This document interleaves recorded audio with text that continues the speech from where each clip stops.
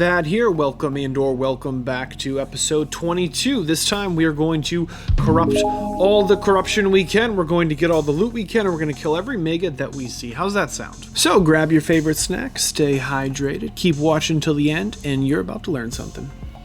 Maybe. Before we get too ahead of ourselves, I am of course doing a random shout out from the subscriber pool. Thank you CJ, thank you Mohammed001, thank you Nessa Crystal. I really appreciate the support. If you would like a chance to get mentioned in a future video, be sure to subscribe now. Right now, click the subscribe button.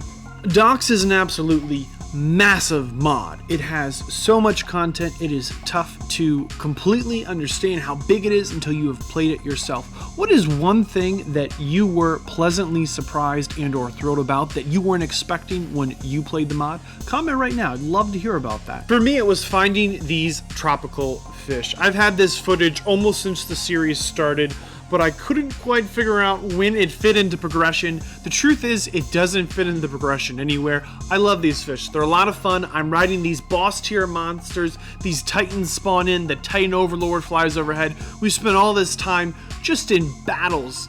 And then these fish come on. They were so much fun to find and really a pleasant surprise. As fate would have it, these are some of the same fish from one of the first videos on this channel covering Megaquarium. Let's take a second and look at this episode's kill squad. We of course have our Fire Manticore Prime. We have an Ice Manticore Prime, both with absolutely maxed out saddles and a head buff as well. They are some tanky tames.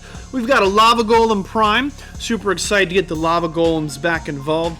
And we did, of course, tame some Feroxes back in the mid-game. It was a little risky, a little bit of a high-effort tame, but I think we should get them involved with today's episode.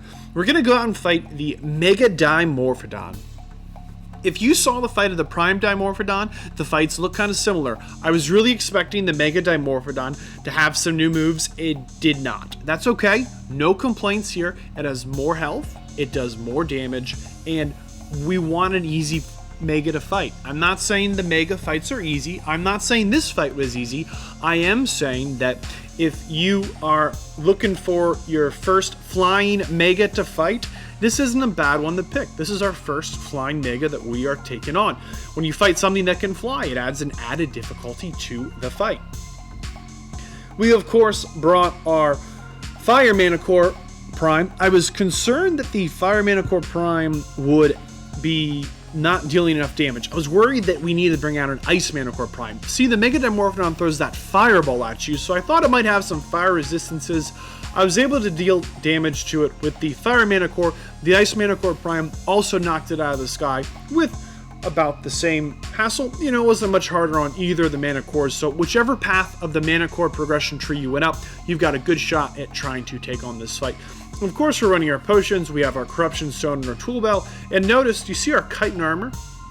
See, it looks a little different. Let's talk a little bit more about Corrupt Armor. Remember I said to never, ever throw anything out. You never know when you need it. Well, we've been keeping our enhanced armors together. And if we hop into our DOX Book of Smarts, we can see there are all these different enhanced armors. All of the enhanced armors have their own corrupt version, those DOX enhanced armors, and there's that secret corrupted armor, which if you keep watching, I'll show you. You want to get yourselves the chest pieces. You only need the chest pieces of that DOX enhanced armor and corruption crystals. Of course, corruption crystals. They're so hard to get, but we need them for just about everything. Here in the late game, hey, if you're running a server, you better believe that prime copies are about to become currency for your tribes. These prime copies are so important for progression. We use them all the time. On one hand, they're the easiest prime to kill.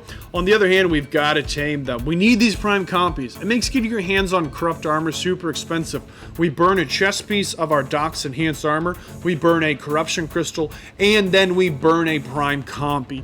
This is an expensive tame. That compy could be used for, you know, trying to get our hands on something else. Hey, not to get too off track there. We get the fun animation again, which tells us it's working.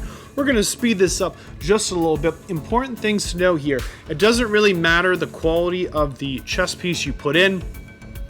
You're still going to get a shot at the corrupted armor. So I put an Ascendant chest piece in there. Not a big deal if you have a Ramshackle or any of the other tiers. And when we get the box, guess what we got? That's right, we got the super rare secret armor, that DOX corruption armor, that just corrupted armor. If you read in the DOX book, it says there's less than a 25% chance of getting those.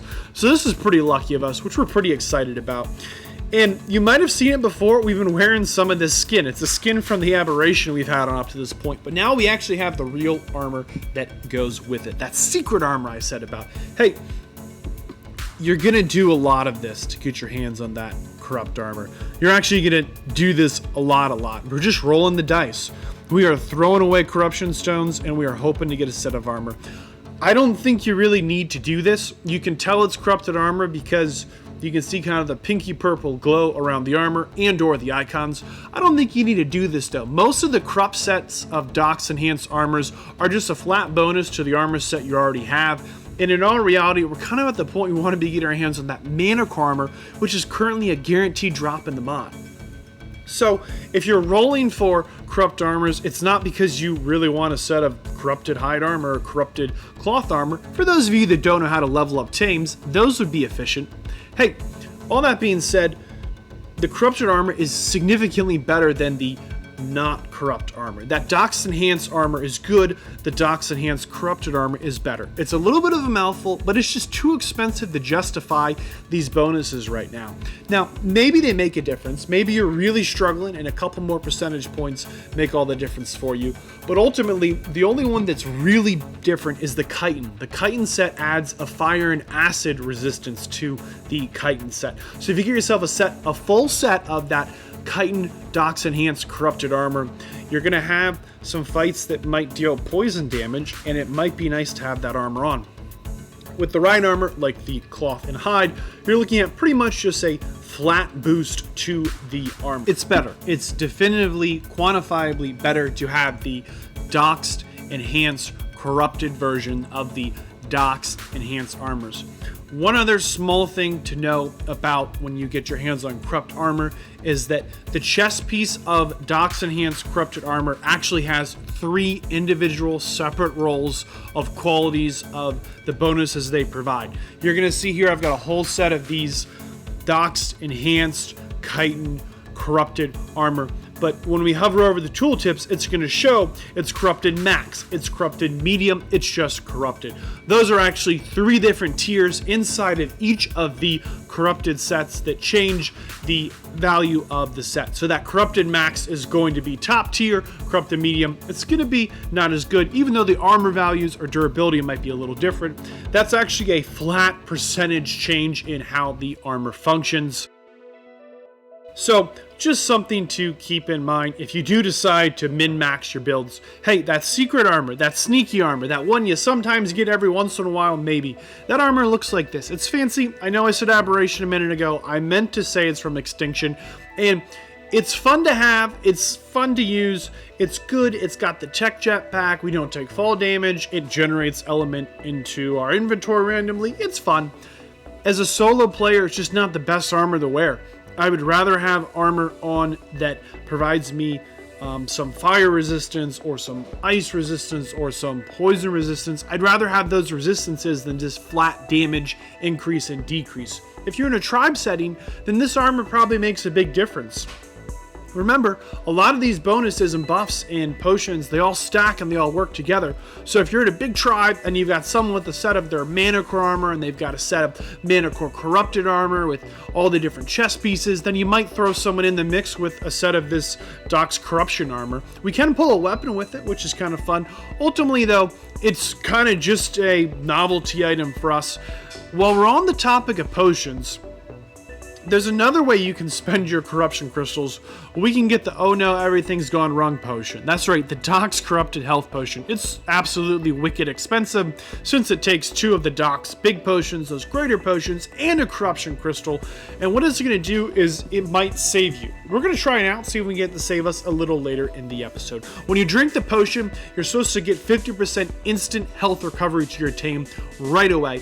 And then it's got this big long 5-minute cooldown, which is fine. This is kind of the everything's gone wrong potion, but but it also gives you a random 2-minute debuff where your tame might lose 50% of its damage or speed and or take 25% more damage. So it's kind of a big risk that something has gone absolutely terribly tragically wrong, and you just are hoping that you have this last resort weapon to save you or your tame. You might want to use it, you might not. Keep one in your tool belt. Up to this point in the series, you've been seeing me double drinking. That's right, doubling down. I've been drinking 2 of every potion. I've said it before, I'm saying it again. If you're watching this series at a future date and you see me do something and you can't replicate it, maybe something's changed in the mod. All the way up till this week, as of the release of this video, you're going to see that you could drink 2 potions and your hero would only get 1 potion timer of 50 seconds. And the tame you're riding on, which is what we're really trying to heal, would actually just restart the clock automatically. So when we were in fights, we double drink our potions. It was a little wasteful for us, but we weren't the main target of the potions. And then our tame, we wouldn't have to worry about if the potions were helping them regen their food, their stamina, their torpor, whatever it is. In the recent change to the DOX mod, you can see here, there's now a delay. There's a little bit of a 10 to 20 second delay between when you can drink a potion from when it ends to when it starts. Not a big nerf for the tribe players, since potions are an AoE. You can be tribed up, you can all be next to each other and taking advantage of those potions AoE effects. As a single player, it's a bigger nerf.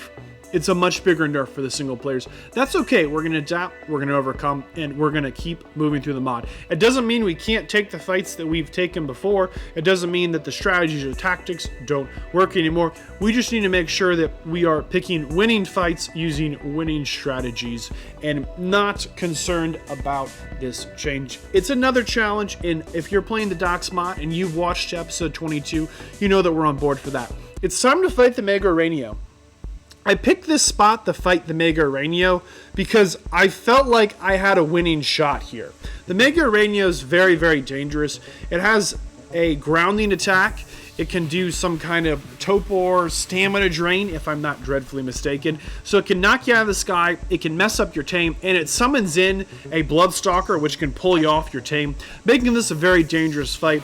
I tried to pick this fight somewhere where if I fall off my tame or my tame goes down, we're going to land somewhere that isn't going to give us fall damage. And that's why I'm kind of over this little inlet, this little watery section, and I'm pretty much trying to just hit the Mega Araneo, convince it that we're going to fight, and then get it to swim across the water to me. It can still hit me with its web attack.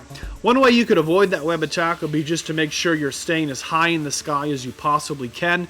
Since you don't have to land and hit the ground before you can fly again, you could potentially get yourself high enough in the air that by the time the timer runs off, you haven't hit the ground again.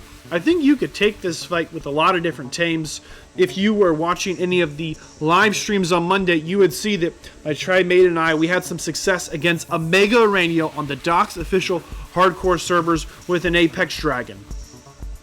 It can be done. A lot of these fights are all about positioning. It doesn't matter if you gear stacked up, you brought the right tame, you picked a good spot to win the fight. If your positioning's bad, none of that matters. This mod can really make you pay for having bad positioning. Positioning well in fights mostly comes from experience. It mostly comes from positioning poorly and paying the price. And that's tough to swallow, especially as we're here in the late game. Everything's super expensive. To get our hands back on some of these tames, some of these armor sets, some of these potions we run through, it takes a lot of time. It's a huge setback.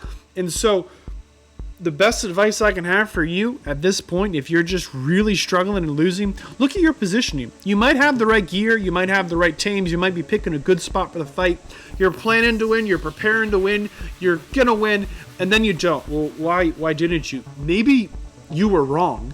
Maybe your positioning was bad. There's a couple of times in this fight where I could be landing more shots here. I could be doing more damage, and I'm not. I'm spending too much time flying around. Every second I stay in this fight and I'm not dealing damage is more time where I have a potential to die. More time where I have a potential to lose. More time where this fight with the Mega Araneo spills over into another Mega. I'm just fighting one Mega right now, but it's not uncommon for when we fight a boss in the DOX mod that we somehow, someway end up fighting another boss. This is where things go from bad to worse. I actually got hooked by the Bloodstalker minion. I didn't realize quite what was going on here. My tame wouldn't stop listening to me. Thankfully, I of course kept that DOX sniper with those fire exploding bullets. They're pretty deadly. It took down this Bloodstalker fairly easily, which is good for me, bad for my tame. How do I get to my tame without dying? Everything kind of went wrong here, and I'm not sure that I could have done anything different. I flew too close to the ground. I think if I'd stayed a little further up, it would have been tough for the Bloodstalker to get me. And I think the Mega Araneo had been spawning in Bloodstalkers as it crisscrossed across this little inlet, this little lake here. And I wasn't seeing them. There was maybe a small army of them ready for me. I couldn't get back to my tame. I do have that Pygmy Doed, but again, we are going to lose that Pygmy Doed. As we progress later in this mod, everything costs more. I don't really want to go out and tame pygmies. I've had that fun, I've had that experience, but I know that I need them, so when I lose fights, it's kind of a double bite. Pygmies were fun when I first started taming them. At this point in my progression path, I don't have as much fun taming pygmies. If I can kill the Mega Araneo, I might get a pygmy summoner, and then I've got my treat farm and I can work on trying to get the Pygmy evolved. But every time that I lose a fight, you're seeing a pygmy go down, you're seeing an armor set that needs to get repaired. The armor sets in the mod do have a very respectable cost. I think they're very reasonable. When you need to repair your armor, just repair your armor. Hey, the Mega Araneo is a fight that really highlights if your positioning is good or bad. You can probably take this fight with some pretty bare bone raw gear if you position well. If you position poorly, you're gonna die. I got really successful here with getting it out over the ocean. I stayed super far away and I just blasted with my Manticore enhancement part. I didn't get a bag. I had to jump into the ocean and find it. It's not a big deal. It's not a big deal. Bottom line, you can take this fight, probably. In a tribe setting, you've probably got a really good chance for this fight. Watch out for the webs. Know that you can't dodge them. Plan where you're going to crash and land. But I don't think this is the best strategy. Let's get a little bit more creative here. You know, anytime I'm fighting something that can ground me, I think to myself, why am I in the air? Why don't I fight this thing on the ground? What are the chances of that? And like any good pygmy story in the DOX mod, it starts with repeatedly failing pygmy treats. You gotta love that. Hey, it's not the DOX mod if there isn't some RNG. What can I say? We're going to try and bring a little bit of a ground pound to the Mega Araneo. I'm tired of seeing myself get knocked out of the sky. I feel like I waste a lot of time just trying to line up my Manticore enhancement shot. I don't think there's a better spot on the map for me to pick that fight. I really like the spot I was able to get that Mega Araneo into to get that fight involved. Because we cannot cryopod ancients, we can't cryopod those ancient tier dinos, we need another way to get our ground dinos around on the map. Sure, I could get an awesome teleporter out and see if I could teleport my way over somewhere or use any of the the ARK teleporters, but I think I'm going to get out the Tapiara Primes and we're going to build a little bit of a platform saddle. And now I've got kind of a little bit of a roving base to carry out the ground pound game. That's right. We're going to use an ancient Doed and our prime lava golems. They all have max saddles. On the Doed, I just pumped every single point I could into health points. My goal here is to take advantage of the Pygmy Doed's AoE defensive bonus. I'm a tribe of 1. I've got to get creative with this. If you're a tribe of 3, you guys know what you should be riding right now. The prime golems here have those lava golem enhancement saddles, but they're not going to get to use their enhancement attacks because nobody's riding them. I also have that penguin pygmy with that corruption stone in it. I'm trying to get as many defensive bonuses as I can for this fight. And we're going to try and take on the Mega Araneo. I'm a little bit worried I'll get dismounted. I got everything on follow me closely, attack my target, and the Titan Overlord spawned in right now. This could not have been a worse moment for the Titan Overlord. I'm just kidding. There's a worse moment. It was a few episodes back. We were fighting that ice dragon. Hey, I see the Titan Overlord letters on the screen, but I don't see the Titan Overlord buff in my buff bar, that debuff that he's empowering things. And I also don't see those little HP regens on the Mega Araneo. They're on my tames, my golems. I can see the little HP, little health cross medic symbols regenning on them. Oh look, the Mega Araneo does have other things it spawns in.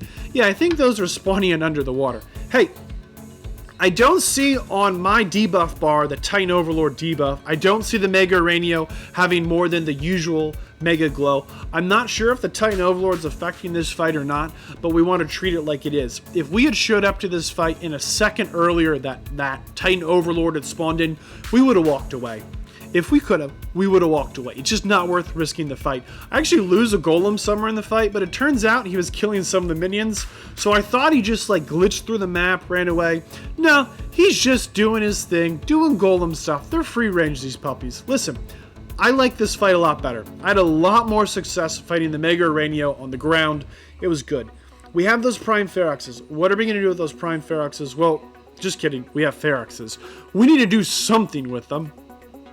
We killed a Prime Ferox, we tamed the Ferox in the Trail Mega Kong, and we can treat them like vanilla Feroxes. We can put some element on our tool bell, wake up these little crack addicts, let them know there's something good around. You know, when you have that element on your toolbar, they disrespect every single whistle you give to them. They're really just little wild monkey men. Listen, we're going to give them some element, and we're going to see what they do. We're in an overhaul mod. They might not respond the same way. There's only one way to find out. Spoiler alert, this tame is absolutely useless. You know, you can't believe I said it. I said it. I spoiled it. I'm sorry. You've seen a Ferox before. Genesis Part 2 is on the way out. Genesis 1 has been out for a long time. Feroxes are fun. In the DOX mod, they have all their regular vanilla attacks. I can waste some of my element to feed to this Ferox to get it all raged up. I have my rage timer. I've got my addiction percentage. I've got the usual smash, pound, climb, jump, rock throw. But maybe I'm wrong. I think we should double check. You know me, if you're going to check it once, you're going to check it twice. If you're going to check it twice, I'm going to check it a third time. And we're not going to wear any of our armor, which might be why this might not go so well. But I'm not willing to risk it, repair it, or deal with any of the hassle, because these things are a huge hassle to tame. They really are a huge hassle to tame. If you can't kill Mega Kong, I don't know why you're taming these things. Ultimately, we need more from the Prime Ferox. Just kidding, it's just a Ferox. I keep saying Prime Ferox, it's just a Ferox. We need to make it a Prime Ferox. That's the only thing that I can think about when I take this Ferox out. I've messed up. I've messed up terribly. We need to make the Ferox a Prime Ferox. It's the only way they have any value. And to do that, we need to use a Corruption Stone. I said it once, I'll say it 1,000 times. We're corrupting everything in this episode. So, what do you do with the Corruption Stone? Well, first, you burn a Corruption Stone to evolve that Ferox we tamed into the Prime Ferox. What are the benefits of that? Well, it's pretty simple. We no longer need element to get them all hulked out. That's a huge benefit. And remember, in the DOX mod, we want to try and be using tames of a tier closer to the tier dino we're fighting when we can. There's just some hidden benefits there, or a placebo effect that's really paying off for me. Again, we need another Corruption Stone in our toolbar in order to actually get the benefits of having an Apex Ferox Prime. When we have that Corruption Stone in our toolbar, we should get a fun purple glow. So you can see right now I just have an Apex Ferox Prime. It is all the same moves, but there's no purple glow. This is completely useless. Sometimes we throw rocks and they bounce, sometimes they go backwards. Who knows? Without that purple glow, it's useless. We don't want to use this at all. But as soon as we put that Corruption Stone in our toolbar, we get the fun purpley, pink, magenta, whatever color you want to call it. It's a lavender glow, you know, whatever. Now we get that huge Corrupted Ferox bonus, that 90% increase defense and 25% increase damage. Now we've got a real shot of taking our Prime Ferox out and fighting some other primes. At this point, again, it's kind of a novelty item. As a solo player in the mod, by the time I can get my hands on the Prime Ferox, I have other tools to fight these Prime tier dinos. Notice this dino hit us for over 100,000 damage but a moment ago, and now it's hitting us for under 5,000. I gotta find a way to turn off these damage numbers because it's getting wacky. I just slapped this horse silly. I seriously slapped this horse until it just can't anymore. I slapped this horse. It's just a lot of slapping. Listen, it bleeds, and I didn't realize this. It does this bleeding damage. I'm not only hitting this horse for buku damage, taking minimal damage, I'm also applying a bleed effect, but I still think this tame is kind of useless at this point. You know when it gets good, you know when it gets really good, it's when we get our hands on a pure Corruption Stone. You say, how do you get a pure Corruption Stone? Well, remember that secret corrupt armor? Yeah, if we can get ourselves a set of that full set of DOX Corruption armor, that last armor set, that secret armor, and we put it into a Prime Ferox, we have a shot at getting ourselves a pure Corruption Stone, and now we have a Prime Ferox that's actually worth using. But again, at this point where we are on our progression path, this isn't necessarily helpful for us. It's fun, but we have other tames that we can be farming megas with.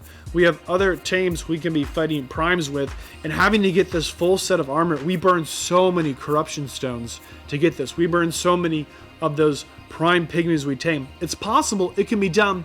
I'm just not sure it's worth doing at this point. I think if you're in a tribe setting, again, maybe it's a little bit different. I know it says two pure corruption crystals. I just got one. I don't know what that's about. It looks kind of like the Corruption Stone, that corruption crystal, but it's the pure corruption crystal. Only way to get one, and currently the only tames in the mod that can benefit from this are that Prime Ferox and the Reaper. We'll come to the Reaper another time. Notice we get that Corruption Stone buff. We still have that fun kind of glow around us telling us we've got some good stuff. We put on our pure Corruption Stone, they stack. This is when we have the full Ferox Prime Reaper. This is an absolute Titan killing machine, a mega killing machine when you're not solo. I'm fairly confident that if a tribe had a bunch of these all stacked up with all their stones in order, that you could really put the hurt on things. I did notice, I named them Sugar and Spice, it just felt right, that there's a bit of an AoE on these. How much of an AoE, you say? Well, my best measurement was around 7 foundations or 2 or 3 lengths of the tame. So if you're in a tribe, you could all get your Prime Feroxes out, you could all get your super mean glows going, you could get all your fancy stones, and I'm fairly confident you could just slap everything, give them the bleed effects, hit them with the rocks, jump on them. It's a lot of fun. It's one of the most fun ground tames you're going to touch in the mod as of currently, as far as I'm concerned. That being said, I'm going to try it out. I really wanted to kill the Mega T-Rex, and if there's one thing that can take down the Mega T-Rex, it's this guy. We've actually been killed by the Mega T-Rex quite a few times, most of them off camera. One of them you saw, and it's those heat-seeking Skull Bomb fire missiles. I completely forgot about them. It's embarrassing. I should have known. I should have known better. You can see I'm wearing the right armor. Right away, you should be saying to yourself, he's made a mistake. This is a terrible mistake, because those heat-seeking fire Skull Bombs probably do fire damage. Hey, was that a smooth transition or what? From that rock to this rock. Honestly, though, I really don't think that this was the fight we should be taking. I start off with my tech rifle just to see if it does enough damage. It doesn't. It just makes the Mega Rex mad. It's that maxed damage tech rifle. I don't think it was worth using. But we don't take much damage from those fire missiles when we have our full set of riot gear, our Corruption Stone, our pure Corruption Stone. We also have a Penguin Pygmy with a Corruption Stone in it. We're really trying not to take too much damage. Maybe I completely missed the Rex. Bottom line, we're just going to try and fight him face to face. It's come down to this. If we can win this fight, we're undisputed king of the mod. Maybe not undisputed king of the mod, but I'm at least king of Ragnarok. You gotta be just emperor of something for this. Honestly, this was a terrible idea. Don't do this. If you think that this is the way to do this, then you're wrong. If you see me doing this, tell me I'm wrong. This is just bad. The Mega Rex is not to be messed with. Notice, we have health. We use our corruption health potion. You can see it's consumed. We still die. It's not instant. I know I said it was instant. Why would you trust me? Do your own fact checking. It says instant in the description. I'm wrong. It's not instant. Or I was just too slow and maybe it lagged on my screen. Anyway, you swing it. It's not an instant heal. Use it before it's your last resort. Your second to last resort. The penultimum resort. We're going to try again. We had Sugar out here. We've got Spice out here. We're running out of Feroxes. I don't like taming Feroxes when Mega Kong's around. We're not fighting Mega Kong. We just want to kill the Mega Rex, king of the creatures, but I don't think we're going to be much more successful with what we were doing before. I don't think the tech rifle is the way to go. You know what I'm going to say? Nuke it. Just nuke it. It is so hard to justify using this tame and not nuking it. Since we can pull out a weapon on its back, we take all those damage reductions. This is a fantastic platform to be shooting a nuclear weapon from. That DOX Fat Man launcher, just nuke it. It is so hard for me to justify ever using a tame when this weapon is so dangerous. It is always cheaper to run in naked with this weapon because the cost of getting this ammo, the cost of repairing the weapon is so insignificant compared to the hassle it was to get that Prime Ferox. How many corruption stones did we burn, not count rolling for the armor to get that first one to have it go down? Did I pick a bad fight? Apparently I did, but only one way to find that out sometimes. That being said, these missiles are a whole lot cheaper. And turns out they do more damage than my super beefed up Prime Ferox with all the fancy stones. Maybe I'll have more success with Manticore armor. I might try that out a little bit later. And I also made another just terrible mistake. A terrible mistake. What did I say at the Mega Spider fight? I said positioning is everything. You can bring the right tame and have everything go the way it should go, but bad positioning is going to kill you here. I was not out of range of the Mega Rex, and even though it's down to under 100,000 health, I accidentally pulled out my missile launcher and then realized I'm going to blow myself up. I panicked, okay? The Mega Rex scared me. It's scary. Bottom line, it's scary. It's got teeth. It's on fire. I can't see what I'm doing. Things got out of hand. That's the bottom line here. Things got way out of hand, and the Mega Rex hits way too hard. It pretty much kills me in almost one hit, almost two hits. It really is just going to kill me, but I'm going down swinging. I'm just not going to take it. I'm going to lose 2 Prime Feroxes this moment. If you don't have that death recovery mod like I do to get some of these stones back, there's no way you take this fight twice. You just can't take this kind of beating. So you probably know where this is going. Nuke it. Nuke it from a better position. What's a better position? Well, it's wearing the armor that negates fire damage, bringing the potions, bringing all my launchers I can, shooting every missile I've got, and flying away. That's my best bet right now. This is not an efficient way to fight the Mega Rex. This is not a winning strategy. I don't think you should do it this way. I've got to find a better way to do it. I'm able to get the kill, but at what cost? Let's look at the loot. Did we get good loot? We fought 3 Megas this episode. We got the Mega Dimorphodon, the Mega Araneo, and the Mega T-Rex. We are 6 Megas in this second episode of the late game here. I really hope you've been enjoying this so far. We've got a lot more Megas to kill, and hopefully more loot to get our hands on. Remember, the color brown signifies that we need those Megas killed for those Rex tokens. The Araneo had some really good summon drops. A lot of Pygmy summons. I killed a little better than 30 Mega Araneos to get this loot. We got some fun saddles. All the Megas, of course, like I mentioned before, unlock the tech engrams. They're all are giving me armor and DOX fancy meats and treats. I'm dumping them or putting them in vaults. I'm just showing you the progression loot here with the Mega Dimorphodon and the Mega Araneo. Here you can see the Mega Dimorphodon. I also got my hands on some of these drone parts and some good summons, and I killed around 20 or 30 of the Mega Dimorphodons. And we got more element. We're getting good element from these drops beyond our tech unlocks. Mega Rex I killed 50 of. Don't do it. Don't kill 50 Mega T-Rexes. This is what you get. It's not worth killing 50. We did get some corruption stones and some nukes back, but it didn't quite even out the cost of what went into fighting that Mega T-Rex. At the end of the day, you don't necessarily need to kill the Mega T-Rex when I'm here killing the Mega T-Rex. Journey at your own pace through the mod. Kill the Megas that you're comfortable fighting.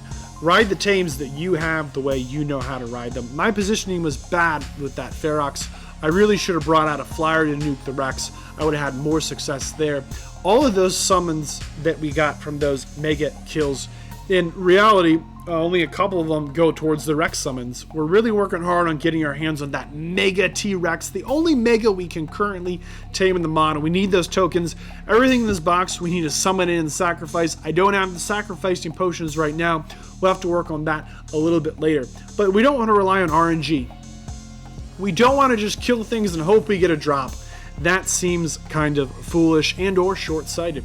So we're going to summon in a Prime to get our guaranteed Mega Rex token, and we're going to work on the Prime Raptor. And I've killed just about 50 of every Mega that you have seen in the loot boxes, so we've got that Mega Raptor heart. You've seen that in previous episodes. What about the Apex Raptor arms? Well, Apex Raptors are literally all over the map. They have spawned in all over in a wide range of levels. Go out and kill them. You shouldn't struggle with those fights at this time. And we've also gotten some of these tools from the Mega kills. Turkeys are a little different. We haven't seen too many turkeys. I only flamethrower turkeys, and I never really use the flamethrower, except for turkeys. They like it. I'm convinced. The turkeys love it. Every time I hop down and I see them hanging out, they're not aggressive. Nothing protects them. I just show up, and they just roll over for me. It's great. They love it. Okay, so we want to get a prime raptor. What do? Well, we need a prime compy, and once we put all the fancy stuff we need in the prime compy, what are we going to get? We're going to hopefully get a prime raptor. Let me game up a little bit here. Hey, this is a fun animation, but man, I feel like we've seen this before, but hopefully we get something good. 3, 2, 2.5, 2.25. Oh, come on. It's just a long animation. It's a long animation, but this is neat. I've not seen this before. Every time I touch it, it makes this terrible sound that hurts my ears. I turned it off. You're welcome. We got ourselves a prime raptor summoning artifact. What does this do? Well, it gives us a prime raptor. Who would have thought? Remember, if you haven't seen episode 1, go back, check it out. It's not an ancient raptor. These two raptors are different.